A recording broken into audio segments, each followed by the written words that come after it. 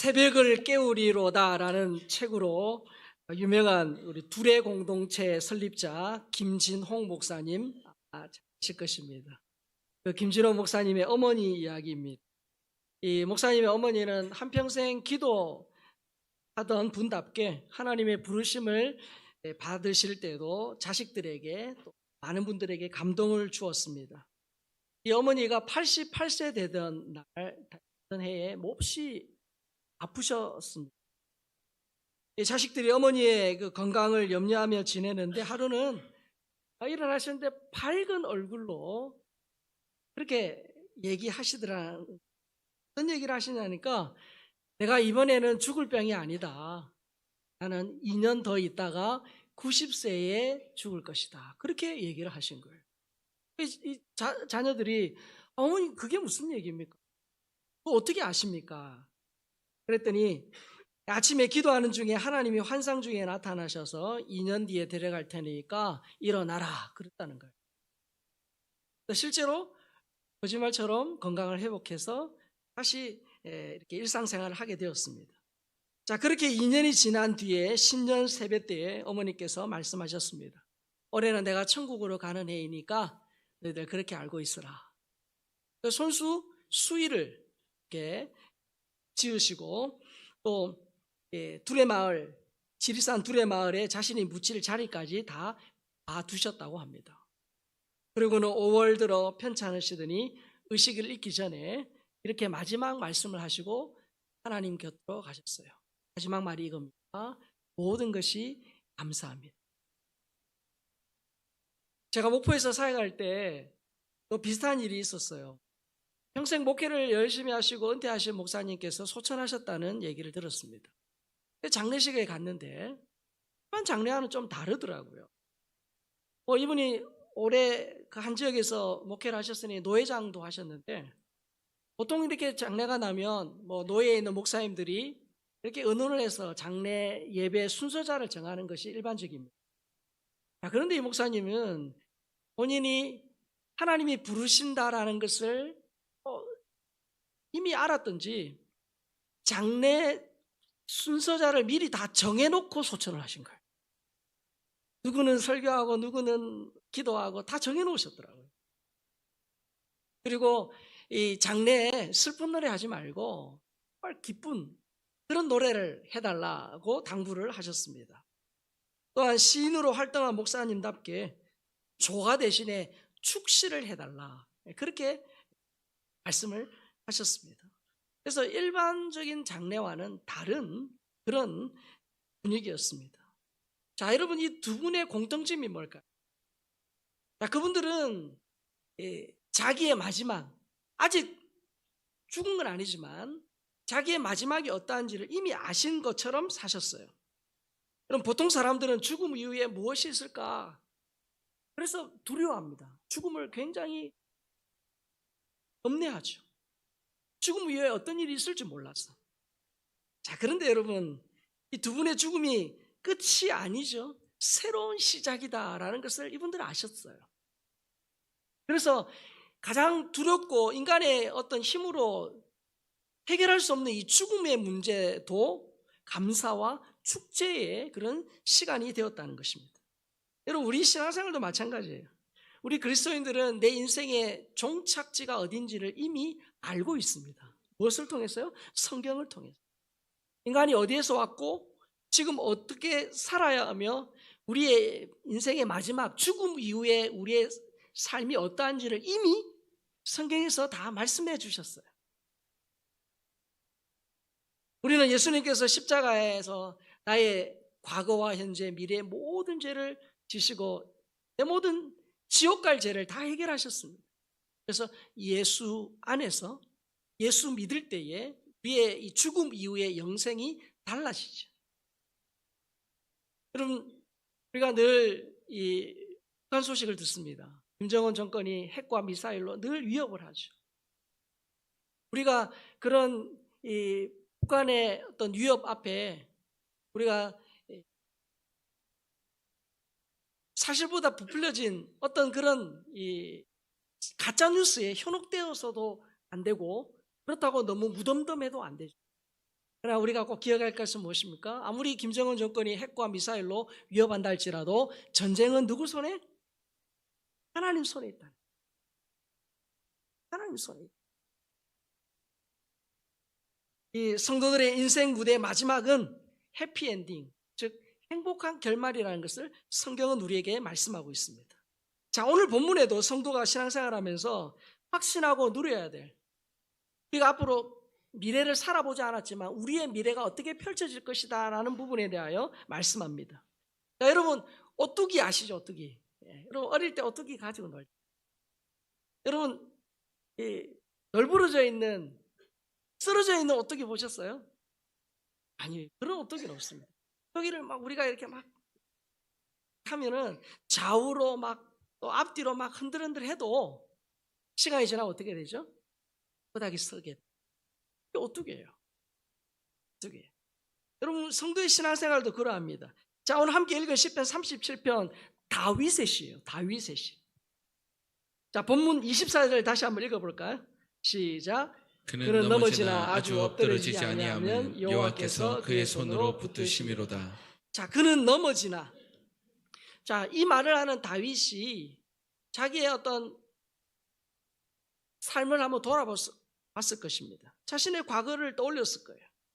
다윗은 어떤 사람입니까? 정말 하나님의 마음에 합한 자고 성분이지만 그가 부끄러운 과거가 있잖아요. 정욕에 눈이 멀어서 충성스러운 그런 부하의 아내를 빼앗았습니다.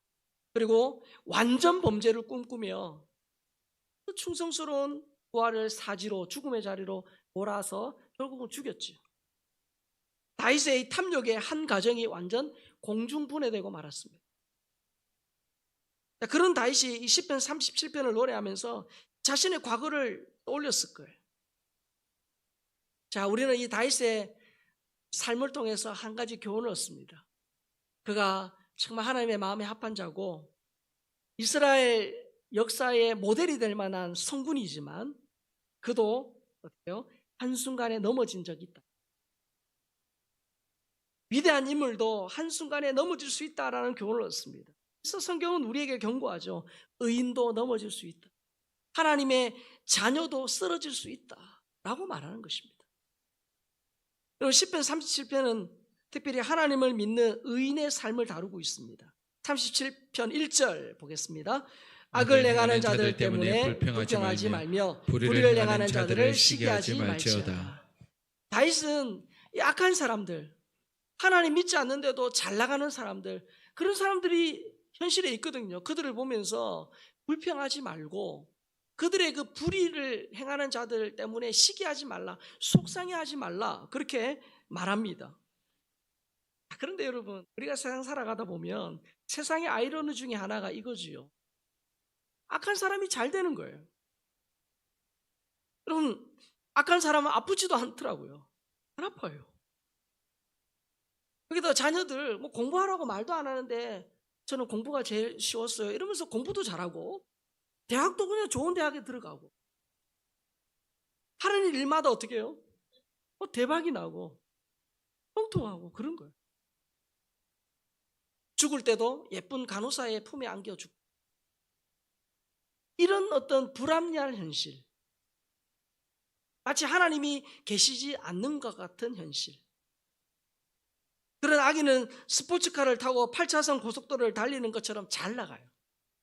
반면에 의인은 어떠합니까? 이 악인이 파놓은 함정에 빠져서 고통당합니다. 진짜 예수님을 믿고 믿음으로 신실하게 삶에도 불구하고 삶에 여러 가지 우여곡절이 많아요. 기도하는데 현실은 정반대인 경우들 종종 생기잖아요. 그런 것들을 보면서 하나님은 악인들의 그 형통함을 어떻게요? 수수방관하는 것처럼 보입니다. 그리고 그 의인의 고통에는 하나님이 눈 감고 귀 닫고 외면하시는 것 같아요. 그러나 다윗이 깨달은 것이 무엇입니까? 비록 지금은 의인이 고난을 겪는 것처럼 보이지만 그 끝은 다르다라는 것을 깨달은 거예요. 여호와께서 선한 사람의 걸음을 인도하시고 그 길을 기뻐하시지만 그런 의인도 넘어질 수 있다라는 걸 기억해야 돼요.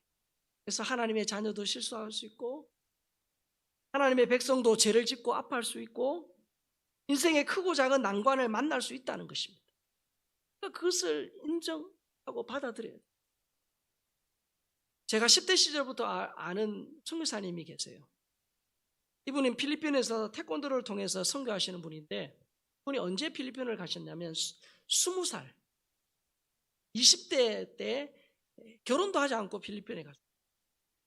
가서 지금껏 30년이 훨씬 넘도록 태권도를 통해서 제자들을 가르치고 교회를 개척해서 그 사역을 했어요. 특별히 이 태권도 제자 중에 예수 믿게 해서 신학을 가르쳐서 목사로 교회를 사역할 수 있도록 그 일들을 계속하고 있습니다. 제가 이 선교사님의 사역을 위해서도 기도하지만 더 간절히 기도하는 제목이 하나 있어요. 그게 뭐냐면 이 선교사님의 아들이 딸 둘이 있고 아들이 하나 있는데 이 아들이 지금은 20대입니다. 근데 이 아들이 5살 때부터 소아당뇨를 알았어요. 왜 소아당뇨가 생겼는지 정확히 모릅니다. 무더운 날씨 때문에 그런지 잘 모릅니다. 성인 당뇨는 그래도 임상 결과도 많고 그래도 치료할 수 있는 그런 것들이 있다고 하는데 당시에는 이 어린 아이에게 해줄 수 있는 것이 거의 없었습니다. 매일 인슐린 주사를 맞아야 해요. 여러분 먹고 싶은 것이 있어도 마음껏 먹지 못합니다. 무엇보다도 부모로서 마음 아픈 것은 이 어린 아들이 그것을 현실로 받아들이고 잘 참더라는 거예요. 여러분 5살 어린 아이가 막 때를 쓰고 막 그래야 되는데 오히려 진짜 어른처럼 묵묵하게 그 일들을 감당하더라는 거예요. 근데 그것이 더 보는 것이 힘들었다라고 말씀하시더라고요. 나이에 걸맞지 않게 주사도 잘 맞고요. 음식도 가려 먹는 모습이 더 한편으로 대견스럽지만 한편으로 굉장히 마음 아파하셨습니다. 그런 아들에게 더 이상의 도움을 주지 못하는 부모는 늘 아들에게 큰 빚을 진 것 같았죠. 여러분 더운 나라에서 청춘을 다 바쳐서 그렇게 복음을 위해 헌신했는데 소아당뇨로 힘겨워하는 아들을 보는 부모의 심정이 어떠하겠습니까? 감사하게도 최근에 한국에서 이식수술을 받아가지고 건강이 많이 좀 회복이 되었어요. 5살부터 10수년간 자녀의 고통을 지켜봐야 하는 선교사의 마음이 어떠하겠습니까? 만약 여러분이 그 선교사님이라면 하나님에 대한 그런 섭섭한 마음이 생기지 않겠습니까? 이런 아들의 아픔 때문인지 지금도 미랄 심장 재단을 통해서 필리핀의 어린아이들, 죽어가는 어린아이들을 살리는 사역을 열심히 하고 있어요.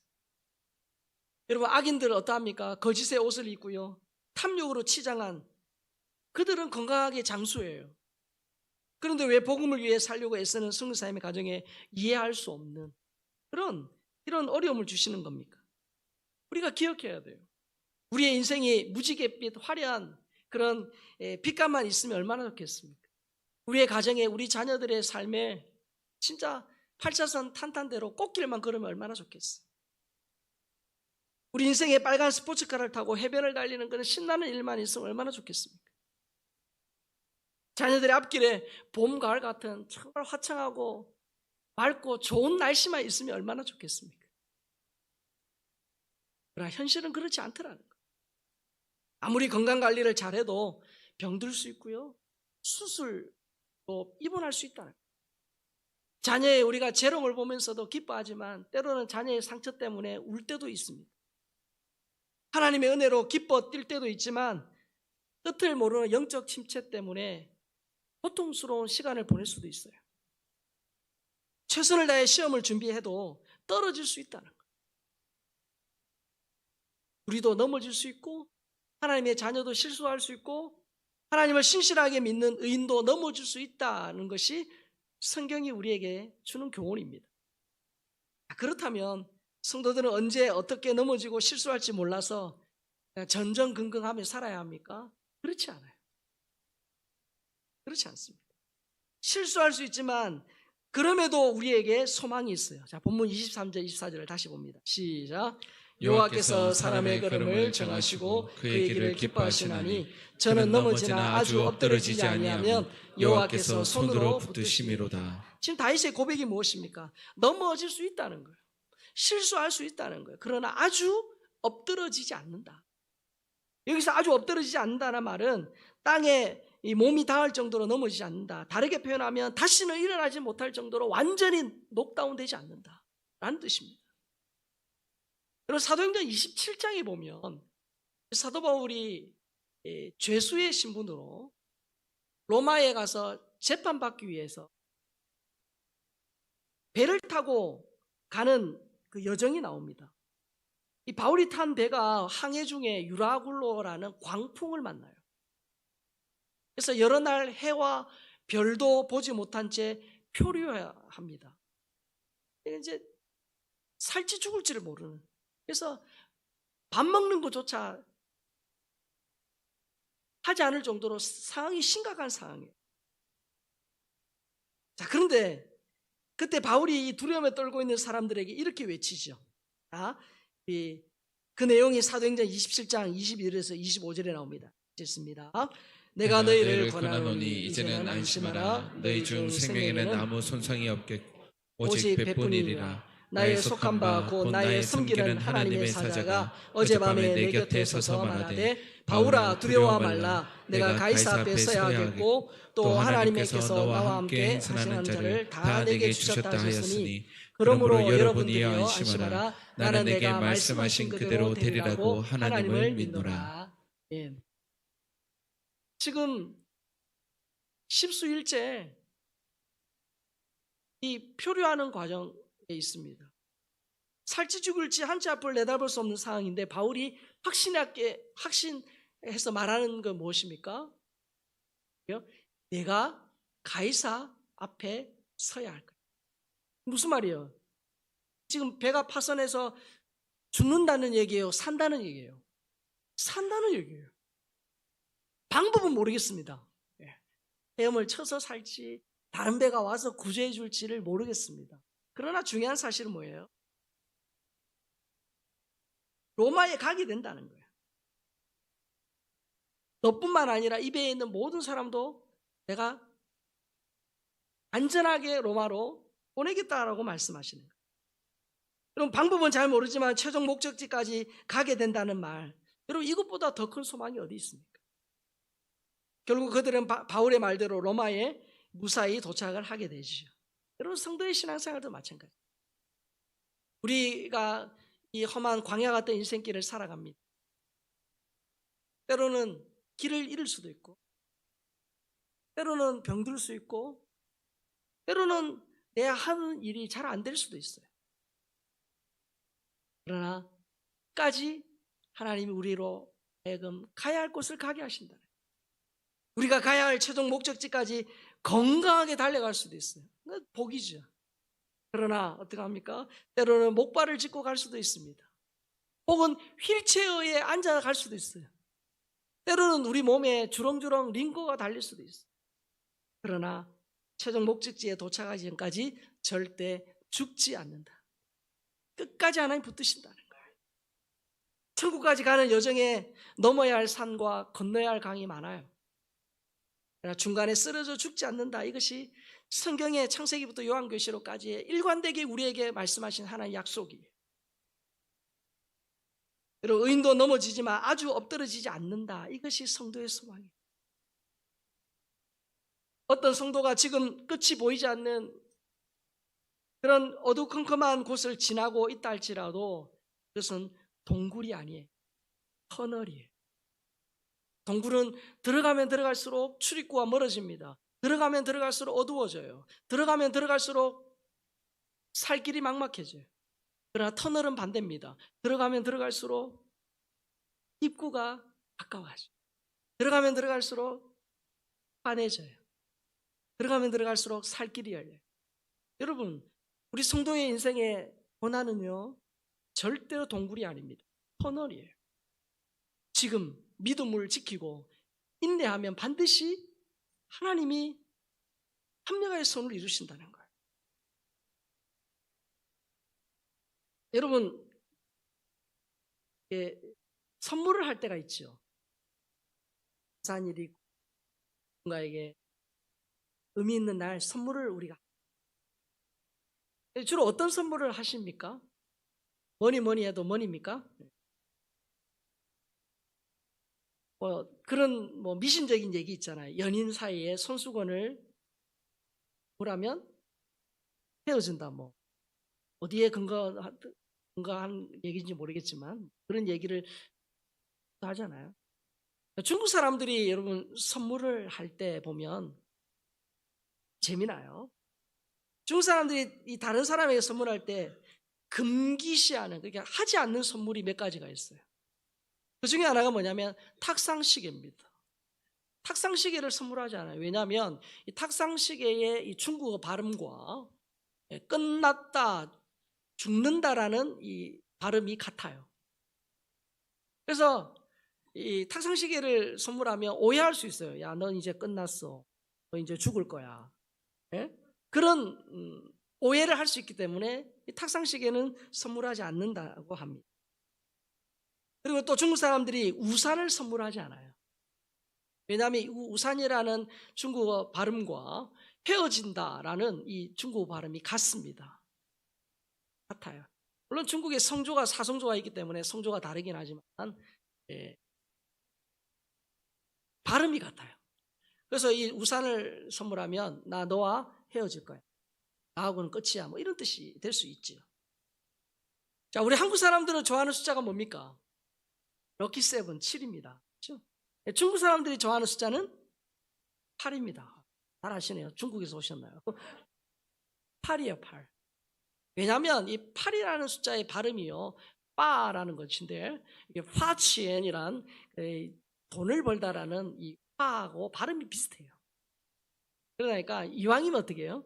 돈 많이 벌어라. 그런 의미에서 숫자 8을 좋아합니다. 그래서 여러분, 우리나라로 치면 7777 이런 핸드폰, 차 번호 7777 대박이잖아요. 중국 사람들은 다 8888. 핸드폰 또 전화, 차량 번호 굉장히 웃돈을 주고 거래가 될 정도로 굉장히 좋아합니다. 여러분, 이 복을 기원하는 열망이 강하기 때문에 생긴 관습, 기복적인 관점에서 생겨난 문화라고 할 수 있겠지만 참 또 뒤집어서 믿음의 눈으로 볼 때 참 지혜롭다, 그런 생각을 해봤습니다. 여러분, 끝났다라는 말, 여러분 탁상시계 준다고 진짜 끝나는 거 아니잖아요. 그러나 이 끝났다라는 말과 발음이 똑같은 선물도 하지 않는 그런 모습을 보면서 저 마음, 저 정신 우리 그리스도인들에게 필요하겠다라는 생각을 했습니다. 많은 사람이 끝났다라는 말을 종종 씁니다. 내 인생이 이제 끝났다. 그러면서 이런 말도 하죠. 이번 생에는 끝났다. 이런. 죽겠다는 말을 우리가 무의식적으로 할 때가 있지요. 그래서 여러분, 배고파 죽겠다라는 말은 좀 이해됩니다. 배고파서 당장 죽는 건 아닌데 죽을 것 같은 괴로움이 있으니까 배고파 죽겠다라고 말할 수 있는. 배불러 죽겠다라는 건 우리가 어떻게 이해해야 될지 잘 모르겠어요. 우리가 무심코 그런 말들을 하죠. 안 된다, 죽겠다, 끝났다, 힘들다. 우리가 그런 말들을 종종 하는데, 하나님이 우리 인생을 붙들고 있는 그런 하나님의 자녀에게서 이런 말들은 내 인생의 단어장에서 삭제해야 될 말. 우리가 꼭 기억해야 됩니다. 성도는 중간에 넘어질 수 있어요. 실수할 수 있어요. 그러나 그것으로 완전히 끝나는 일이 없다는 거예요. 우리가 중간에 발을 헛디뎌서 비틀거릴 수도 있지만 하나님 어떻게 하셔요? 끝까지 붙들고 계시다는 거예요. 끝까지 붙들고. 성도는 따라합시다. 7.8기의 인생이다. 7.8기의 인생. 오뚜기가 넘어지지 않는 건 어떤 이유입니까? 오뚜기 안에 뭐가 있어요? 무거운 이 균형을 잡아주는 추가 있어요. 추가 있어요. 그것 때문에 언제나 꼿꼿하게 서 있는 거 아닙니까? 그래서 항상 균형을 잡는 거예요.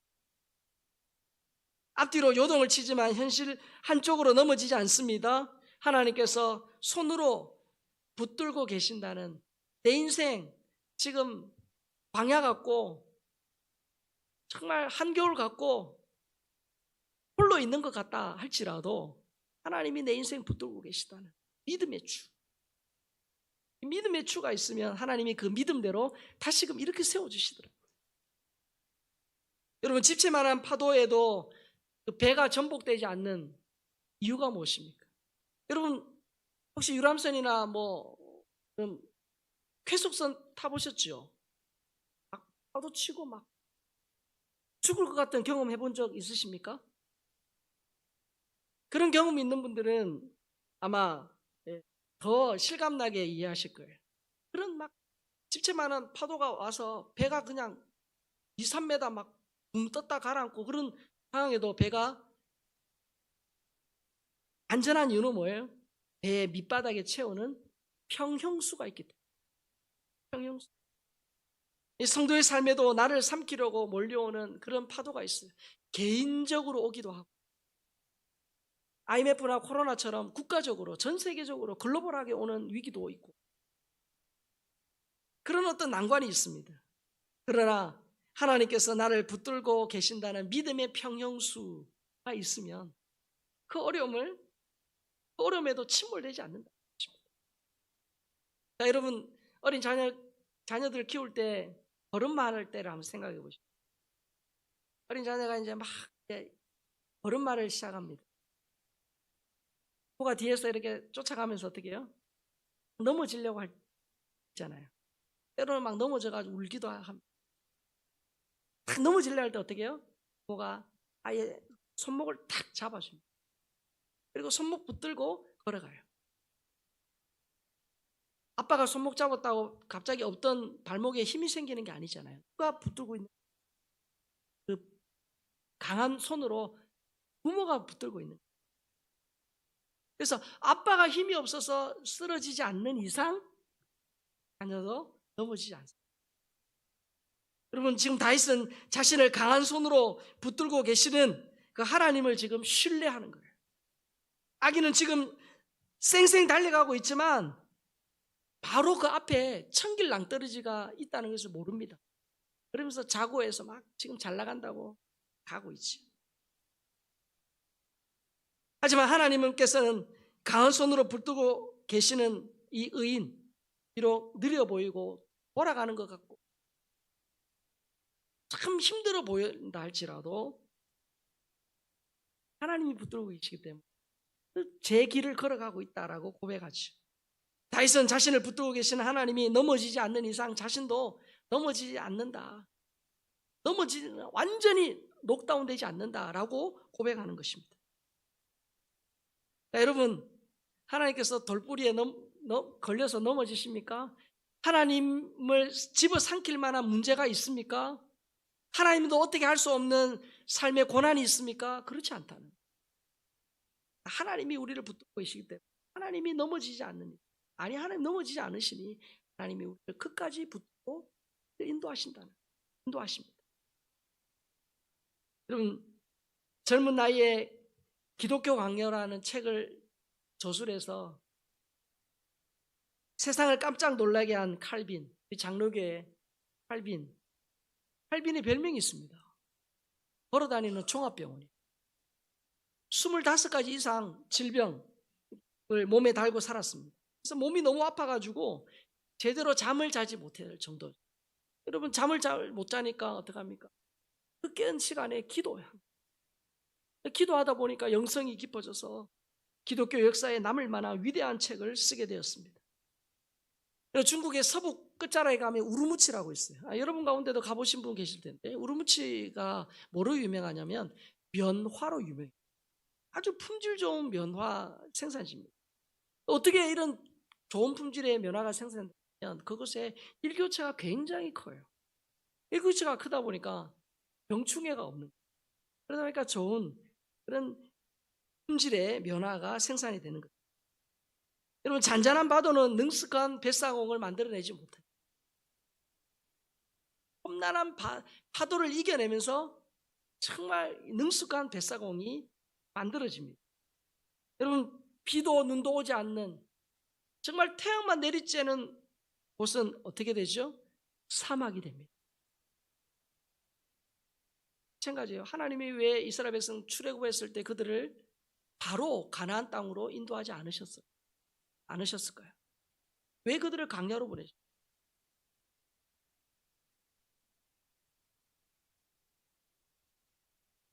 광야가 주는, 인생의 고난이 주는, 어려움이 주는 큰 유익이 있기 때문에, 내 약점 때문에 인생이 끝났다라는 그런 위기를 느낄 때가 있습니다. 살다 보면 아마 이번 명절에도 나의 어떤 약점, 또 우리 상황 때문에 마음에 상처받고 마음에 힘든 분이 계실 것입니다. 그러나 하나님께서 함께 하시면 나의 약점과 실수까지도 하나님 강점으로 삶의 기회로 만드시더라. 그게 하나님의 섭리예요. 여러분, 성경에 여러분 좋아하는 인물들 한번 생각해 보세요. 그들도 다 약점이 있고 삶의 고난이 있었어요. 그러나 오히려 그 삶의 고난과 약점이 그들을 강하게 하고 더 주님께 가까이 가게 하는 통로가 되었음을 우리는 알고 있습니다. 기억해야 돼요. 성도는 중간에 록다운 되지 않습니다. 완전히 쓰러져서 끝나는